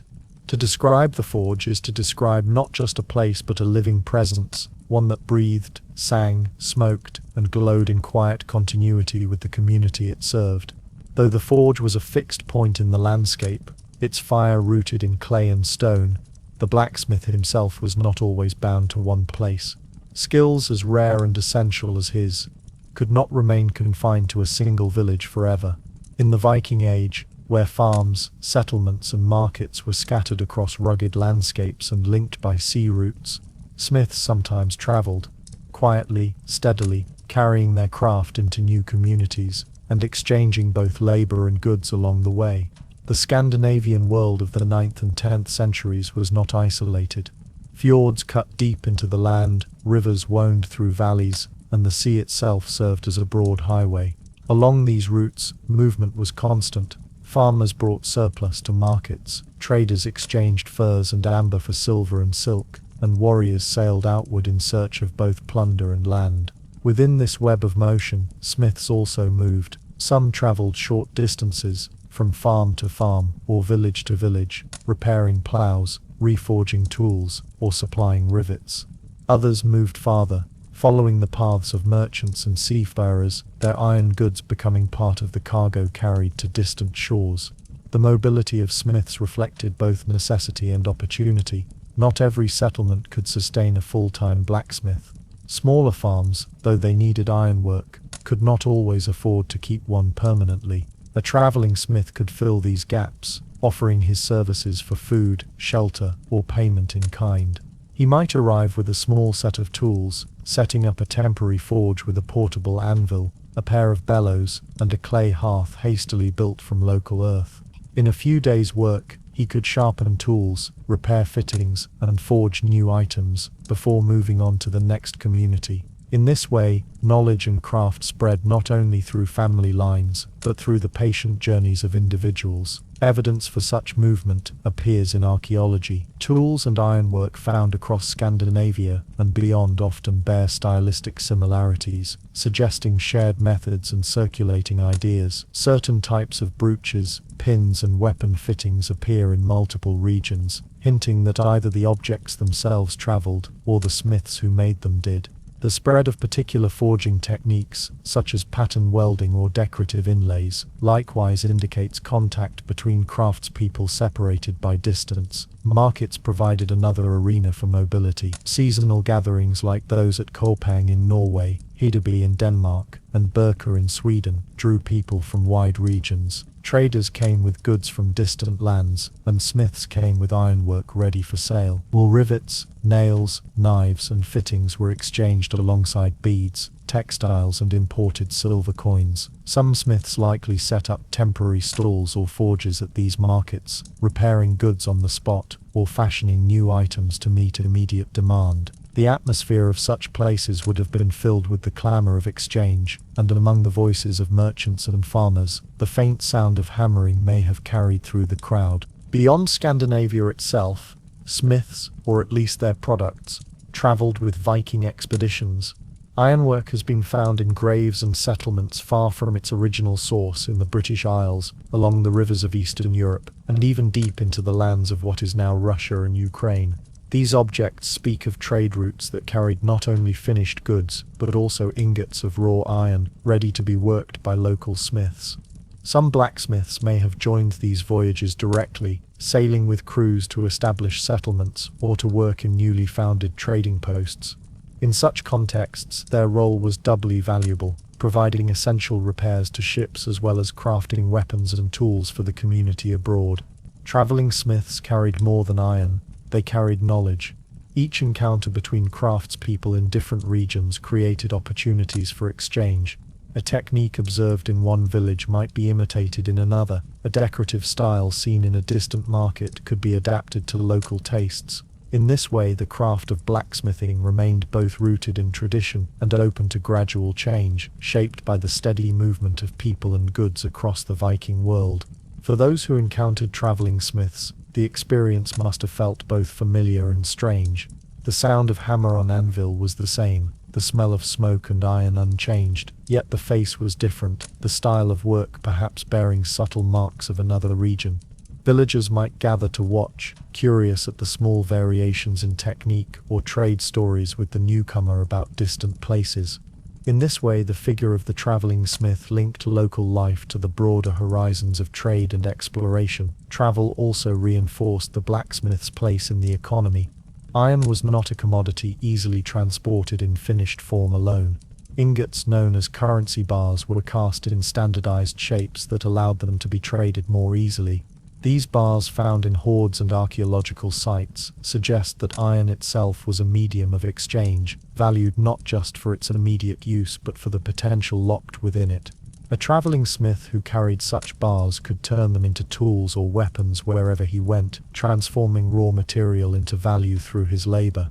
The long reach of Viking trade meant that Scandinavian ironwork sometimes reached as far as Byzantium or the Caliphate. Though it is uncertain how often smiths themselves traveled such distances, the circulation of their goods extended their presence far beyond their villages. A rivet hammered in a Norwegian forge might end up holding together a ship that sailed on the Black Sea. A knife forged in Denmark might be carried into battle on the Irish coast. Each piece bore within it the quiet labor of a smith, even if his name remained unknown. Thus, the blacksmith of the Viking Age was both rooted and mobile. His forge might glow in a single village for decades, shaping the rhythm of local life, yet his skill and his goods could also move outward, carried on foot, by cart or by ship. In this way, iron connected not only wood and soil but also communities and cultures, binding distant shores through the quiet labor of men who shaped fire and ore. As the Viking Age unfolded, not all ironwork was carried out in the quiet of farmsteads, or the wandering forges of traveling smiths. Across Scandinavia and beyond, certain towns grew into centers of trade, their streets lined with workshops, their harbors crowded with ships, their markets thronged with people from far and near. In such places, blacksmiths found a different rhythm of labor, one tied not only to the needs of a single village or traveling household, but to the wider pulse of commerce and exchange. Towns like Hedeby in present-day Germany, Ribe in Denmark, and Birka in Sweden stand out as focal points of this activity. Archaeological excavations at these sites have revealed not only the remains of houses and trading stalls, but also evidence of concentrated craft production. Amid the layers of earth, fragments of slag, broken tools, and discarded iron objects mark the presence of workshops where blacksmiths once bent over their anvils, the glow of forges illuminating the narrow streets.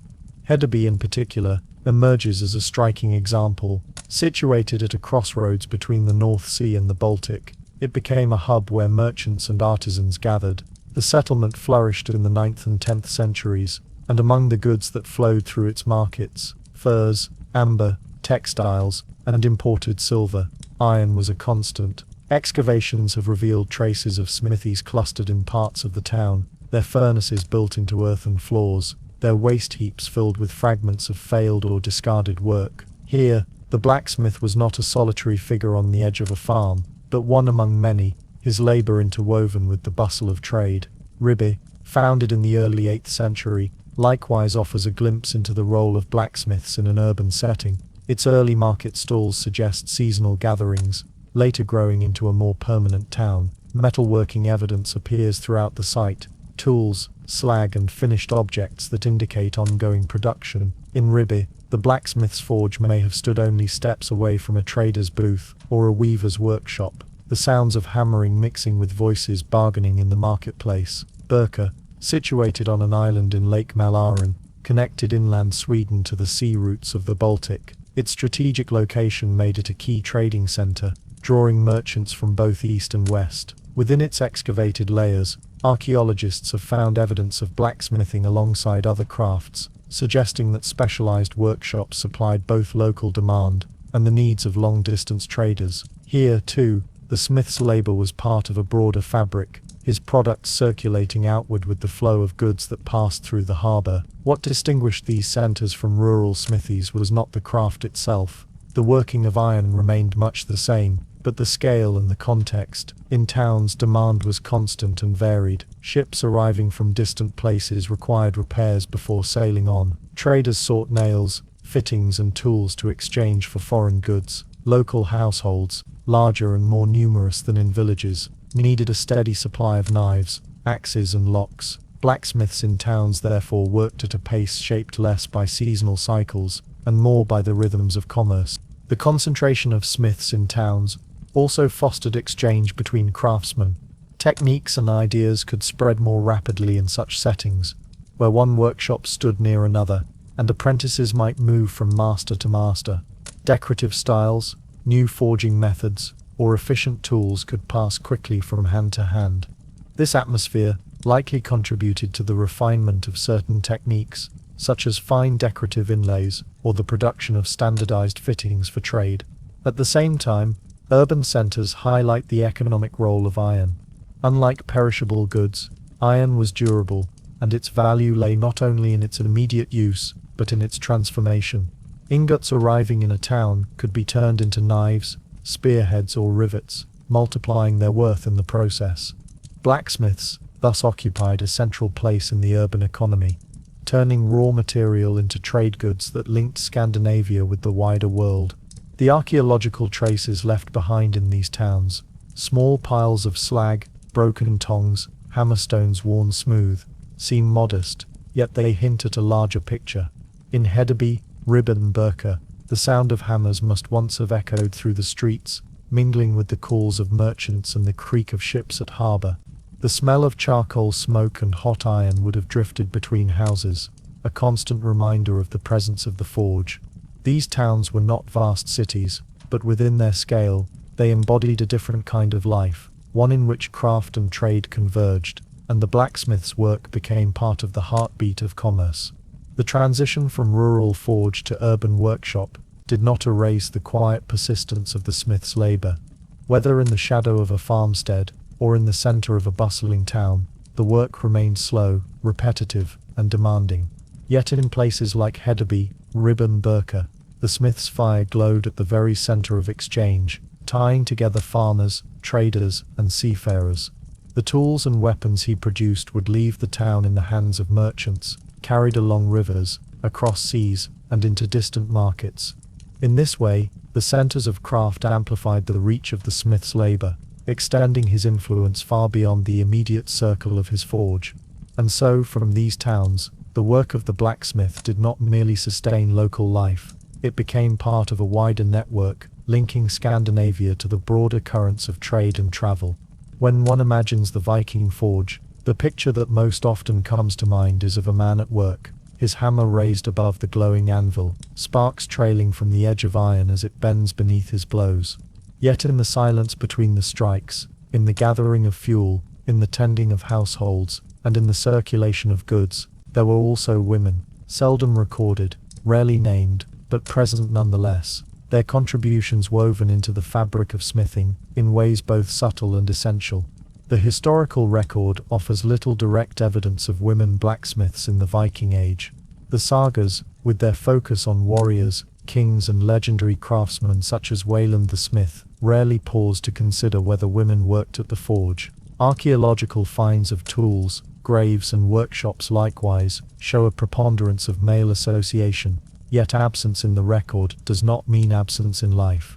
Daily survival in Viking society depended on shared labor, and the forge was no exception.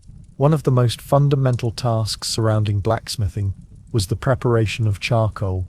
Unlike raw wood, which burned too quickly and too coolly, charcoal provided the sustained heat necessary for smelting ore and forging iron. Producing it was laborious, requiring wood to be cut, dried, and slowly burned under controlled conditions in earth-covered pits or mounds. This process could last for days, with the fire needing steady attention to ensure the transformation was complete.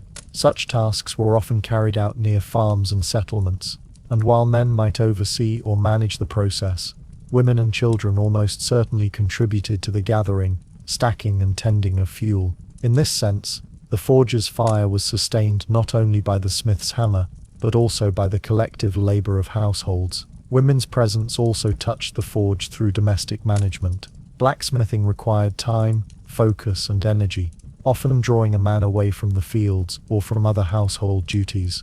For a forge to remain active, the rest of life had to be sustained, meals prepared, clothing maintained, children tended, trade managed. Archaeological evidence shows that Viking women were deeply involved in textile production, a craft as essential to survival as ironwork. In some cases, iron tools, shears, needles, or loom weights directly supported this work, creating a subtle but tangible link between the blacksmith's labor and the daily craft of women. There are also hints, faint but suggestive, of women directly handling tools. Across Europe, though less often in Scandinavia, burials from the early medieval period sometimes include women interred with blacksmithing tools, tongs or hammers. These graves remain subjects of debate among archaeologists.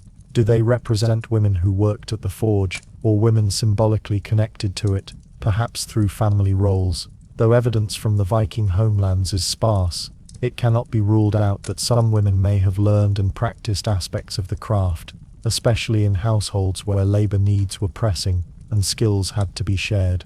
The mythology of the Norse world also leaves subtle openings. While smithing itself was often linked to male figures, dwarves forging the hammer Mjolnir for Thor, or the legendary smith Wayland, the broader act of transformation through fire and craft resonated with themes found in women's work as well. The spinning of thread, the weaving of cloth, and the tending of hearths were acts of creation, binding raw material into forms that sustained life. In this way, the symbolic roles of men at the forge and women at the loom mirrored one another, each essential, each transformative, each shaping the materials of the world into something more lasting. Economic roles further highlight women's presence around smithing. In towns like Ribby or Birka, where iron goods were traded alongside other products, women often managed stalls or played roles in commerce. Written sources from later medieval periods, though outside the Viking Age proper, note women as market participants,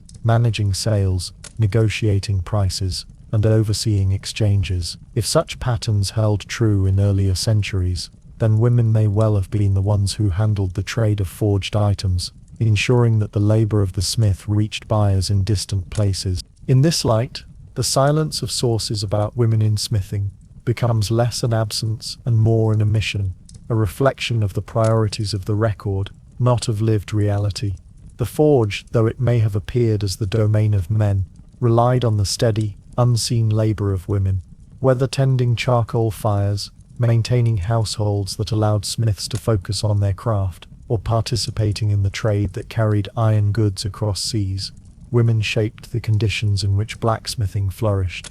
The image of the blacksmith hammering in isolation, while enduring, is incomplete. Around him moved the quiet work of others, hands carrying fuel, voices managing trade, eyes watching the sparks dance upward into the dim rafters. The forge was not only a place of iron and fire, but also a node within the household and community, sustained by a network of roles in which women were deeply embedded. And so, when one listens closely to the steady rhythm of hammer and anvil, it is worth also imagining the softer, less audible rhythms, the crackle of charcoal being prepared, the hum of a loom weaving cloth, the quiet counting of coins in a market. Together, they completed the forge's circle, reminding us that the shaping of iron in the Viking Age was never the work of one set of hands alone. In the Viking Age, an iron object was rarely new for long. From the moment a tool or weapon left the anvil, its usefulness was measured not in years but in lifetimes, its material value too precious, its labor too hard-won, to allow for waste. Every rivet, every knife, every plowshare or axe carried with it the expectation of endurance. Through generations, these items were sharpened, reforged and adapted, their forms shifting even as the core of their material endured. In this way, Viking ironwork was less a matter of single creation than of continual becoming. The scarcity of iron made such longevity inevitable. Unlike wood or cloth, which could be gathered or grown again, iron required the painstaking process of bog ore collection, smelting and forging. The labor invested in each piece elevated its worth. A broken knife was not discarded, it was reshaped into a smaller blade. A plowshare worn thin by soil could be reforged, its edge strengthened anew. Even when an object reached the end of its use, the metal within it remained valuable, ready to be melted down and reborn in another form. Archaeological finds across Scandinavia bear quiet witness to this cycle. Excavations of farmsteads and settlements reveal tools with edges reforged multiple times, their lines altered by repeated sharpening. Fragments of iron often appear in middens and refuse pits, not as trash but as raw material awaiting reuse. Hoards of currency bars,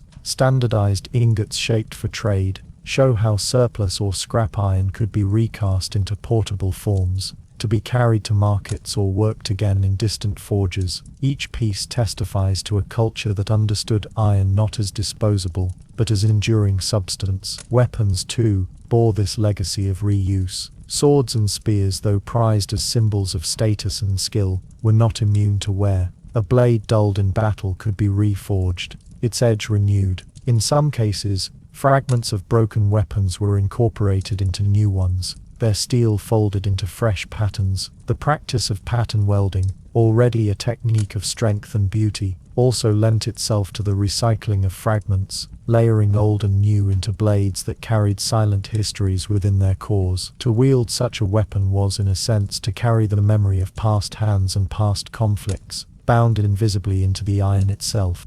The longevity of tools was also tied to inheritance. In households where resources were carefully guarded, tools passed from parent to child, their familiarity becoming part of family memory. A farmer's axe might be the same one his father had used, its handle replaced many times, its head reforged and sharpened, but its iron unchanged. A chest of household goods might include knives or fittings whose first forging lay decades in the past, each one carrying with it the quiet trace of continuity. In this way, iron objects became silent companions of lineage, binding generations together through their enduring presence. Recycling extended even into the spiritual realm. In burials where grave goods accompanied the dead, the iron objects chosen were often older, worn through use, rather than newly forged. Archaeologists note that many weapons interred in graves show signs of long service, their edges dulled, their surfaces marked by repair. This suggests that their value lay not only in function but in the life they had already lived. To place such an item in a grave was to acknowledge its story, to allow the continuity of material to accompany the continuity of spirit into the afterlife. Even the smallest iron items reflected this ethos of endurance. Nails pulled from decaying wood could be straightened and reused. Rivets recovered from worn ships could find new life in barns or storage houses. Chains, hinges and locks, though subject to stress, were seldom discarded outright. They were patched, reforged and adapted to whatever use remained possible. In such practices, nothing of iron was wasted, for the effort of smelting ore and stoking furnaces remained vividly present in the collective memory. The idea of longevity also connected Viking society to broader patterns of material conservation in early medieval Europe. Across regions where iron was scarce and labor costly, the practice of recycling was near universal. But in Scandinavia, where harsh landscapes demanded resilience, and where communities were tied closely to cycles of subsistence, this habit of reuse became deeply embedded in daily life. To own an iron tool was to accept responsibility for its care, its reshaping, and its eventual passage into new forms. In the forge, this continuity was a constant presence. A smith who took up a fragment of old iron was not simply starting anew, he was extending a story. His hammering reshaped, but did not erase, the labor of those before him. The sparks that flew into the dim rafters carried both the effort of present work and the memory of past work, bound together in a single glowing core. Each strike acknowledged the persistence of iron, its refusal to vanish, its willingness to be reborn again and again. Thus, Viking iron objects lived long lives, their substance passing quietly through generations, their shapes shifting with need, their surfaces marked by the touch of many hands. To trace their journeys is to glimpse a culture that measured value not by novelty but by endurance, finding in each reforged blade or recycled nail the persistence of craft and the quiet legacy of continuity. When a Viking life came to its close, the silence of death was often answered with ritual. Graves, whether simple mounds in the countryside or elaborate ship burials near the sea, were furnished with objects that spoke to the identity, status and daily labors of the departed. Among these goods, iron objects appear again and again, knives tucked beside the body, axes laid across the chest, hammers, tongs, and in rarer cases, the very tools of a blacksmith's trade. The inclusion of such items reminds us that the importance of ironwork did not end with life's final breath, but extended into the imagined landscapes of the afterlife. The archaeological record across Scandinavia offers ample evidence of this practice. Graves dating from the 8th to the 11th centuries reveal a remarkable consistency. Alongside beads, brooches, weapons, and household goods, iron objects feature prominently. A man might be buried with his sword, its blade perhaps dulled by long use, its hilt worn by years of handling. A farmer could be interred with his axe or sickle, tools that spoke of his role in sustaining family and land. Even simple knives, common yet essential, were placed in graves, their presence a quiet acknowledgement of the ordinary tasks that filled daily existence. In some cases, blacksmiths themselves were honored with burials that included their tools of craft. Excavations in Norway and Sweden have uncovered graves containing hammers, tongs, anvils, and fragments of unfinished work. These finds, though relatively rare, suggest that smiths were recognized not only for the products they created, but also for the skills they embodied. To bury a smith with his tools was to affirm his identity, to acknowledge that his role did not cease with death, but carried symbolic weight into the realm beyond. The forge, after all, was a place of transformation, and in the Norse imagination, transformation was central to the passage between worlds. The symbolism of iron in burials extended further into mythology and belief. In Norse cosmology, the afterlife was not singular but varied. Valhalla for chosen warriors, Folkvangr for others, hell for many more. Regardless of destination, the journey was imagined as one requiring preparation. Grave goods served as provisions, companions, and symbols, equipping the dead for whatever path lay ahead. In this sense, an iron tool or weapon was more than an object. It was a token of continuity, a reassurance that the skills and roles of life remained relevant beyond death. All weapons in graves, often emphasized in discussions of Viking burial, can also be seen through this lens of continuity.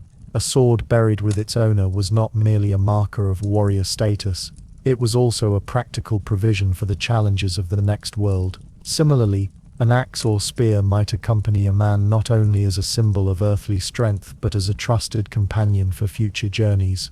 The wear on many of these weapons, evident in archaeological analysis, underscores their long service in life before their final role in death. For women, iron objects also appeared among grave goods, though often in forms tied to domestic or economic roles. Keys, sometimes forged in elaborate shapes, were placed in burials, symbolizing household authority and stewardship. Shears and knives, tools of textile production and daily management, likewise appear. These objects, modest in scale compared to swords or axes, nonetheless carried weight, affirming the continuity of women's labor and authority into the afterlife. The deliberate choice to place worn or broken objects in graves further highlights the cultural logic of longevity and transformation. Rather than discarding such items, they were given a final role, marking the end of both object and life together. In some instances, weapons were ritually killed before burial, bent or broken to render them unusable in this world, perhaps ensuring their availability in the next. Such practices underscore the belief that iron's significance transcended the merely material, entering into the spiritual and symbolic domains of Norse thought. Ship burials, the most elaborate of Viking funerary traditions, amplify these themes. In graves such as those at Oseberg and Gokstad in Norway, iron fittings, nails, and rivets formed not only part of the vessels themselves, but also part of the grave goods within them. Tools, weapons, and household items accompanied the dead, creating a miniature world within the burial mound. The ship, both practical and symbolic, carried the deceased into the afterlife, and iron, ever present, reinforced the continuity of craft and life's necessities across the threshold of death. The inclusion of blacksmithing tools in certain graves points to the quiet reverence afforded to the craft. While warriors and chieftains often dominate the narrative of Viking burials, the presence of anvils and tongs alongside the dead reminds us that the forge, too, held a sacred weight. To shape iron was to shape the very means of survival, to enable farming, raiding, shipbuilding, and daily work. In death, acknowledging this role ensured that the smith's legacy was preserved, his identity recognized not just by his community, but in the imagined continuities of the afterlife. Thus, the story of Viking iron does not end with use, repair, or inheritance. It continues into the earth itself, accompanying the dead beneath their burial mounds. Each fragment of iron buried in a grave carries with it not only the memory of the hands that used it, but also the hope that such labor remained meaningful beyond death. In this way, the quiet work of the blacksmith found its place not only in fields and workshops, but in the enduring rituals that bridged the living and the dead. In the centuries following the Viking Age, the memory of men and women who lived and worked in Scandinavia did not rest solely beneath the soil in their burial mounds, or in the fragments of iron left behind. They endured also in stories, narratives shaped, reshaped, and retold across generations. Among these tales, the figure of the blacksmith holds a place that is neither central nor absent, existing instead at the edges of power and myth, acknowledged not for commanding armies or claiming kingship, but for mastery over the material that underpinned both. The Icelandic sagas, written down in the 13th and 14th centuries, look back on a Viking world already fading into memory. Within their pages, smiths appear not as heroes of battle but as quiet craftsmen, sometimes enigmatic, sometimes feared, always essential.